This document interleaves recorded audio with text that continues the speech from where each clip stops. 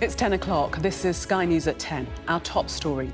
New CCTV footage captures the moments just before a car hits crowds on the streets at Liverpool FC's victory parade.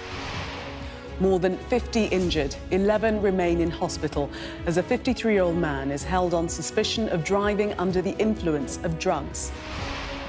Police say the car passed roadblocks by following an ambulance.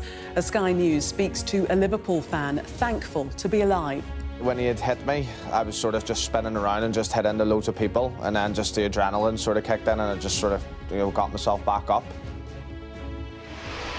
Also tonight, chaos at a new aid distribution centre in Gaza as thousands of desperate Palestinians break through barriers to get food.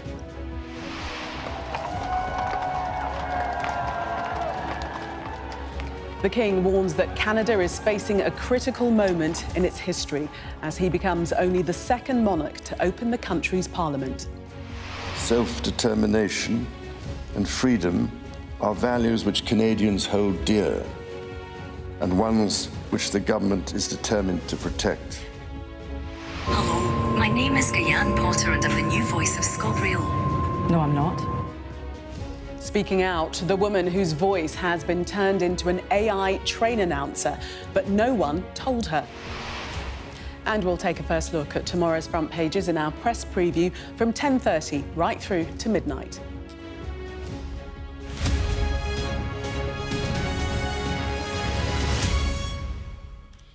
Good evening.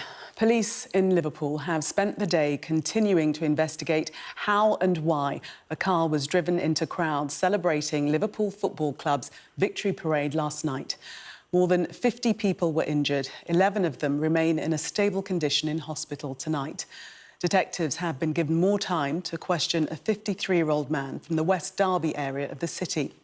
He's been arrested on suspicion of attempted murder, dangerous driving and driving while unfit through drugs.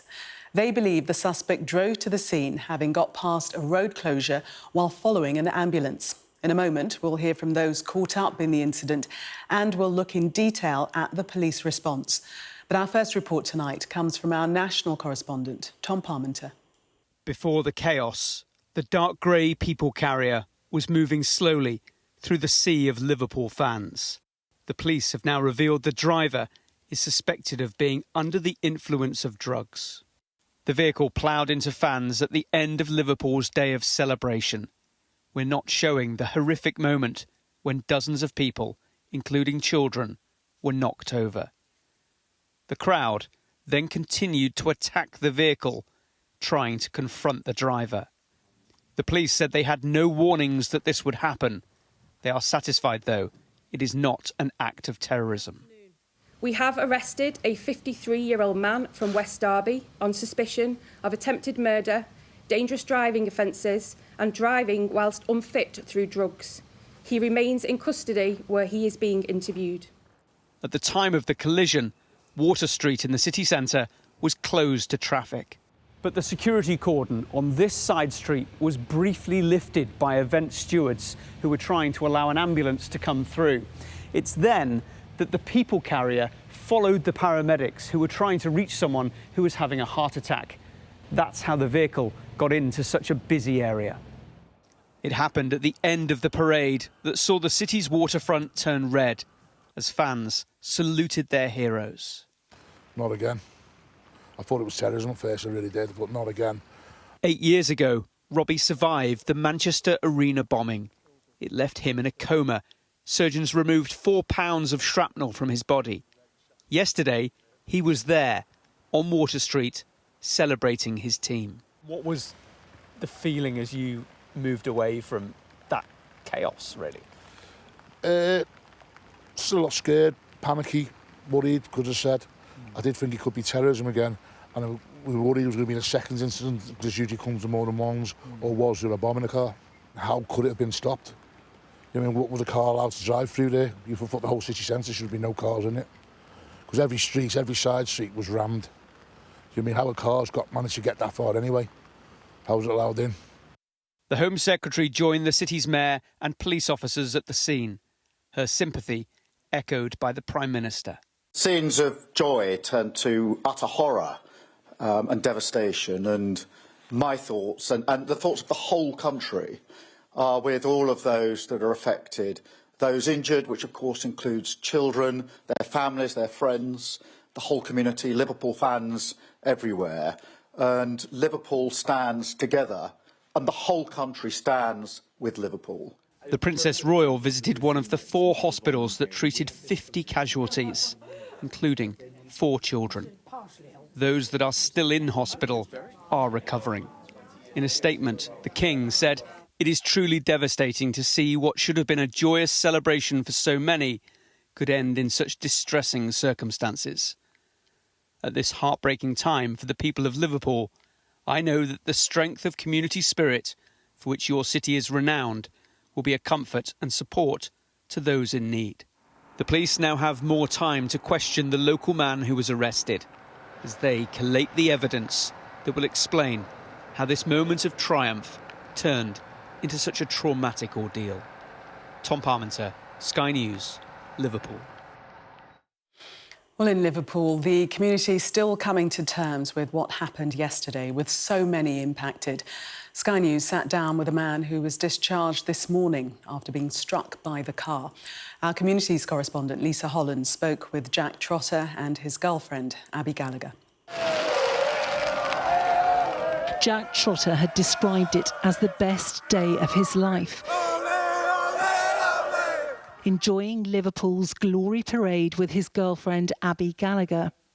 But that was before they got caught up in the horror collision on Water Street. I was taking videos of just random Liverpool fans, so I was, just having a ball and singing away. And then I didn't know anything at all was happening until Abby had started screaming my name, Jack, and then I sort of put my phone down and looked up. And then what happened was the car just started ramming through people. He had hit me, and then when he had hit my legs, I just basically sort of span around. So I had just about dodged the middle of the bonnet, and then he clipped my legs with sort of the side of his bonnet. The couple from Northern Ireland spoke to Sky News just a few hours after Jack was discharged from hospital with back and leg injuries.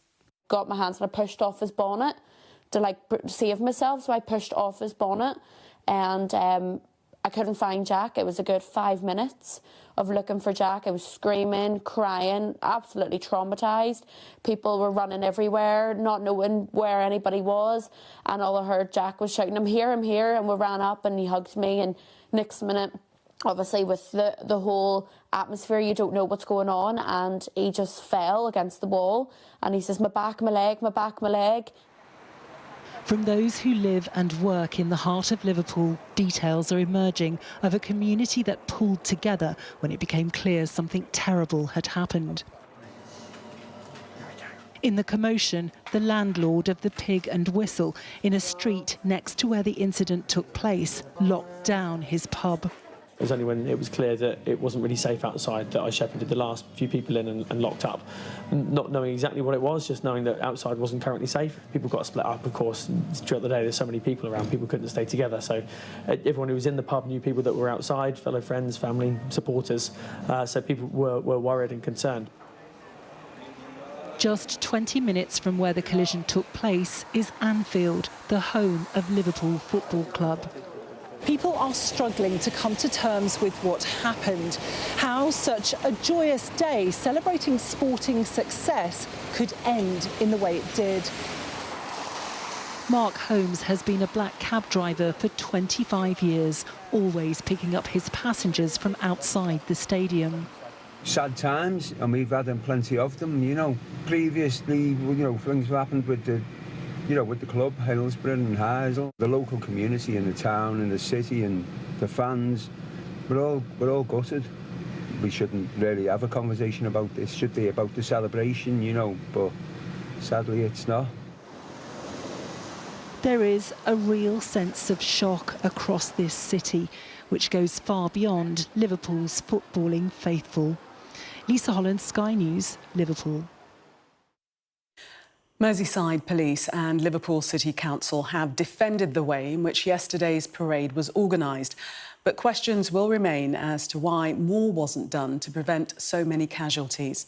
As we've heard, police believe the grey Ford Galaxy was able to follow an ambulance into Water Street, which is how it managed to get through the roadblock. But what else do we know about the incident? Here's our data and forensics correspondent, Tom Cheshire. In the space of seconds, a parade turned into panic and mass injuries. A car that began slowly nosing its way around pedestrians ended up ploughing into them. This was a terrifying and chaotic incident. Here's what the Sky News data and forensics team have been able to reconstruct in terms of exactly what happened when. This is what everyone was filling the streets to see. The Liverpool team bus on its victory parade, which began at 2:30 in the afternoon. This is the route it took. So that meant road closures. These are all the roads that were shut to traffic, or should have been. And in fact, the street where the incident took place, well, the Liverpool team coach drove right past the end of that road just minutes before. And ahead of the parade, Liverpool City Council said it had warned people not to drive cars, particularly in the city centre, telling them to walk instead. This is the first time we see the car involved. It's slowly moving west along Dale Street. The timestamp on this footage appears not to have been corrected, reading 4:58, likely meaning it was filmed at 5:58, adjusting for summertime hours. A little bit further down the street, we then see the car again. Somebody can be glimpsed closing a door on the right-hand side, but it's unclear if he was a passenger. The car reverses, hitting a nearby fan. Then the crowd reacts angrily, kicking and punching the car. Blocked to the front by another stopped vehicle, the car then reverses at speed towards a man attacking the back window. The crowd then throws objects at the car as it speeds west along Dale Street. And the man who had been reversed into earlier chases it, smashing the back window with a folding chair. Dale Street turns into Water Street, and less than 100 yards later, on the junction with Rumford Street, police say a roadblock was in place. But this was lifted for an ambulance, and the car was able to follow in behind, despite its already erratic driving and multiple altercations with the surrounding crowd. And after this is when the most damage was done. The car swerves right into a thick crowd of people before swerving left again and coming to a stop. Now, if we cross-reference those videos with maps of the street, we can see that the car covered 40 metres in 9 seconds. So that means an average speed of around 10 miles an hour. Plenty fast enough to critically injure people. It finished here, with people seen trapped under the wheels of the stopped vehicle. Police officers quickly surround the car as witnesses attempted to stop the driver, who was eventually detained by police. It's knocked about 6 people over. Oh my God. Afterwards, bystanders were seen walking down the road in shock. This was only a short stretch of road, but this was a bank holiday, it was a big occasion, so around 1 million people came to watch the parade, so there were dense crowds everywhere. Police said emergency services responded within a matter of seconds. The questions will now focus on how the suspect was able to drive along at least 2 streets crowded with people, coming into contact with them and causing casualties without being stopped. Tom Cheshire, Sky News. Let's speak now to our national correspondent, Tom Parmenter, who's in Liverpool. And Tom, you've been there since yesterday. What more have we learnt today? Well, as horrendous as this incident was, it is pretty amazing that all of those men, women and children who were injured are now recovering either in hospital or at home. The fact that nobody was killed is remarkable, and it is a reminder, I think, of the dangers that can occur in any kind of big gathering. This event was months in the planning. It had been obvious for a long time that Liverpool were going to win the Premier League, and therefore weeks and weeks of planning went into this. Risk assessments were done, but we came away from that police briefing today with the real understanding that this was something that just happened. It was a mistake on that cordon and the car followed that ambulance in. It shouldn't have happened, but it did happen. And every aspect of that will be looked at as part of the police investigation. But as we heard from the survivor of that Manchester Arena bombing, who was also on Water Street at the time of the crash, this could have been so much more serious. And the plea from Robbie Potter, that survivor, was that the nation uses this as a wake-up as to what can happen in these kinds of environments when they are so busy, when there is so much risk. And his point is that security can never be an afterthought, and that the friends and family of all those who have been left traumatised by what happened here in the city centre at the end of the parade, that those loved ones are given the time, the space and the support that they need at what it will be an incredibly difficult time today, tomorrow, many weeks, many months into the future. Indeed, Tom, thank you. One of Gaza's newly opened aid distribution centres was overwhelmed today as Palestinians desperate for food tried to reach it on the outskirts of Rafah. The distribution point was one of two opened by the Gaza Humanitarian Foundation, which is backed by Israel and the US to take over food distribution. Our Middle East correspondent, Alistair Bunkle, reports. The Gaza Humanitarian Foundation is an Israeli-American plan to distribute aid in Gaza and to ensure that it doesn't go to Hamas. It started operations today. 2 distribution points were opened, both in Rafah, in the south of Gaza, inside an evacuation zone and a 5-kilometre round walk from the edge of the nearest safe zone. IDF soldiers secured the surrounding area. We're standing here in this logistical area that the IDF built and will secure and will be run by a third party that will give the people of Gaza the aid directly. Every day, thousands of Gazans will be able to come here, reach this third party and get the aid directly. Thousands queued for food parcels, desperate after an Israeli blockade on Gaza that's lasted almost 3 months. But by mid-afternoon, the numbers were so large that one site was overrun. There was chaos as people rushed to get food. There was shooting and we fled. We didn't take anything that would benefit us, help us get by given the famine that we are in. We didn't benefit. There was no order at all. They could not control the people because of the extent of the famine affecting society. The American contractors had to withdraw and there were sounds of automatic gunfire. The IDF denies firing on the Palestinians and there have been no reports of injuries. Aid organisations have criticised the initiative and refused to work with it. The Foundation's chief executive resigned on Sunday night, saying that the plan didn't meet his standards of humanity or independence. The organisation's source of funding hasn't been revealed either, raising further questions.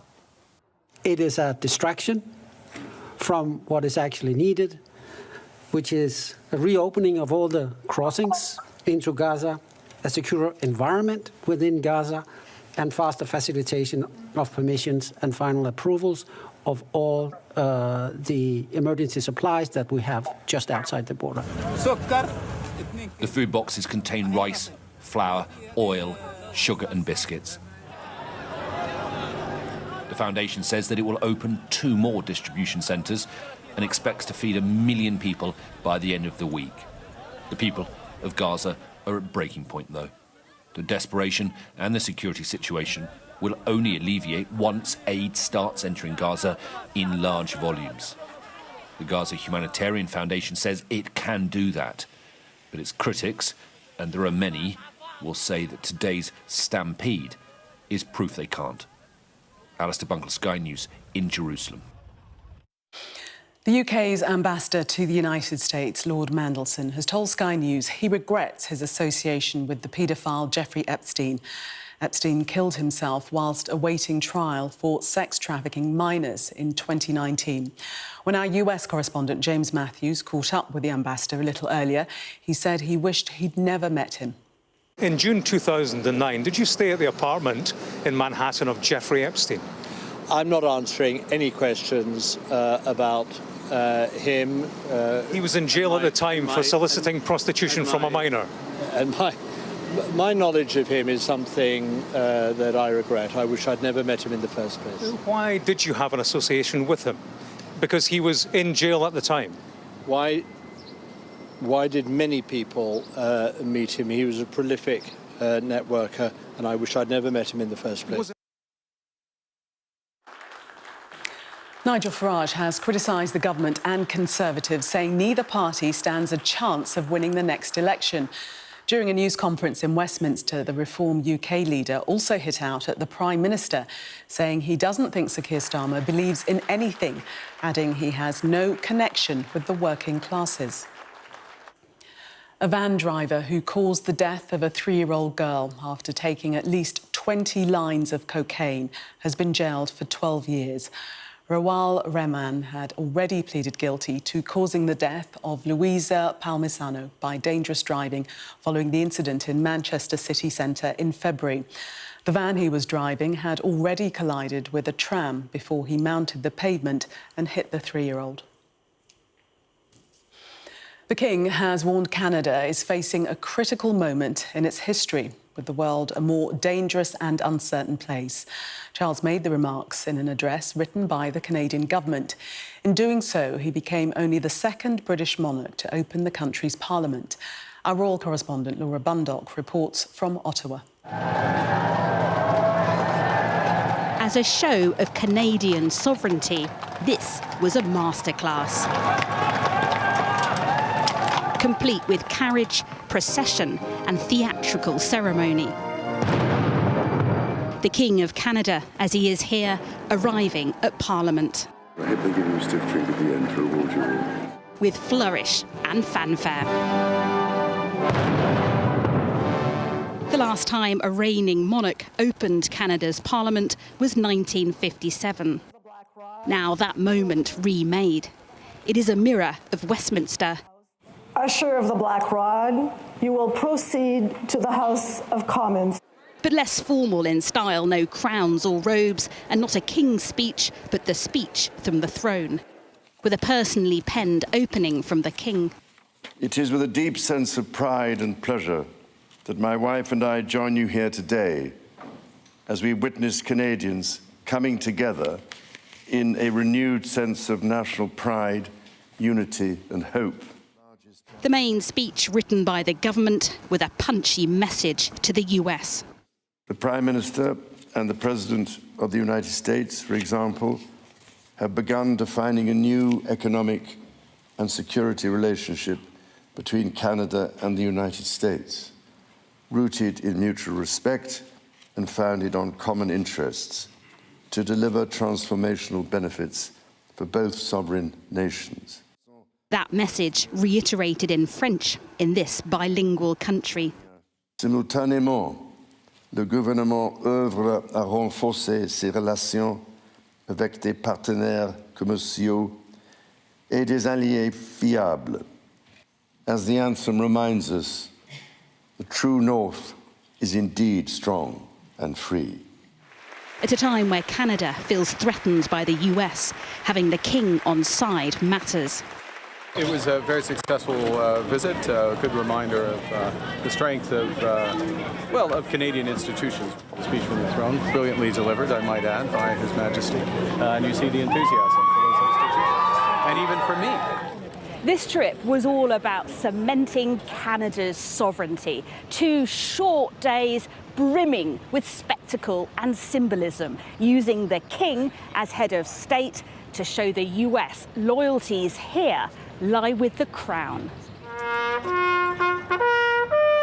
At the National War Memorial, solemn solidarity and a moment to reflect. Remembering the past, but most importantly, strategically showing and strengthening the bond between Canada and the UK. Laura Bundock, Sky News, Ottawa. The daughter of Giselle Pellico has told Sky News that she doesn't think that men like her father, Dominique Pellico, can be rehabilitated. Caroline Darien, whose mother was sedated by her former husband and raped by him and strangers in one of France's worst sex crimes, has been speaking to Sky's Ali Fortescue. You have such an important voice. You're the daughter of a survivor of abuse, but also the daughter of the abuser. I hope you don't mind me asking you a bit about a policy here in the UK, because there's been lots of debate about prisoners being released early, how we treat perpetrators of violence against women and girls.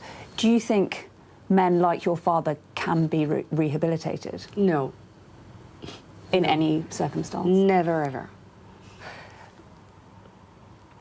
you know, their journey, Dominique's journey is dangerous. Is really, to me, it's too risky for that kind of profile. You know, not doing his own sentence. And I know that he's probably going out, you know, within 10 years for good behavior. But to me, there's a lot of chance to see this kind of profile acting once again. And what about people who have committed maybe lesser crimes but still violence against women and girls? Should they be locked up or should we be trying to rehabilitate? I think there's always positive things to consider. I don't think in a prison or being in jail or you know, during many years, it's only the solution. The Trump administration has stopped scheduling new interviews for international students looking to study in the US as the State Department steps up efforts to scrutinise applicants' social media accounts. Let's get more with Shingi Marike, who's in Washington, D.C. for us. So, Shingi, what exactly has happened and why? Well, Gillian, this is the latest chapter in Donald Trump's battle with the American establishment and American universities. We had a directorate earlier today from Marco Rubio, the US Secretary of State, in which he said that these interviews would be suspended so that there could be further checks on prospective students' social media. But there's also a distinct lack of detail. We don't know how long the interviews will be suspended for. But what we do know is that this could have a very real impact on a university sector in America that's dependent on foreign students and their funding. And we also know that last year was a record year for foreign students studying in the United States, with millions of them here, including thousands of Brits. So that will be a moment of uncertainty for prospective students hoping to study here in the coming academic year. And we also know that there is a broader context to this. As always with these fell swoops of Trump policy, there is a broader context which includes a war on woke here and a war on the establishment as well. And I just want to take Harvard as an example because they are in a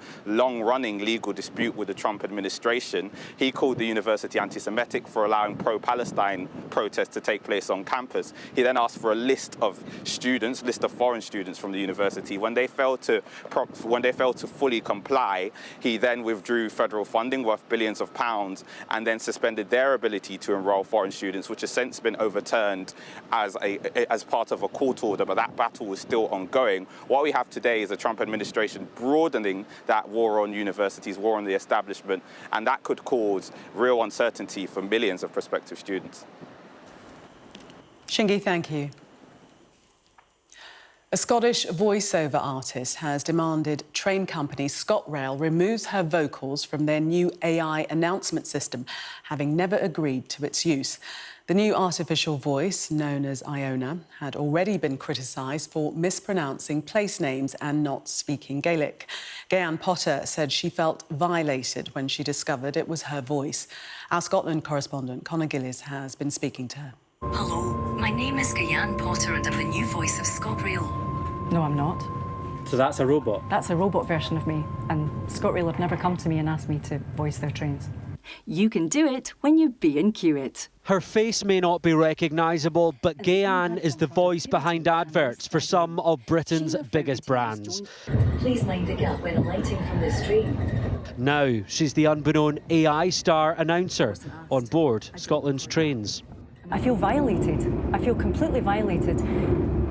My voice is my job, and I should be allowed to know who I'm working with and what I'm working on. But more than that, as a human being, I should know who owns my voice data. So just to be clear, you didn't know that you were going to be the voice of Scotland's railways? No, I had no idea. I literally didn't know. This can all be traced back to a job Gayanne carried out during COVID with the Swedish firm Reed Speaker, recording scripts for the visually impaired. It was before artificial intelligence was really a thing. Fast forward a few years, her voice has been sold and transformed into a robot.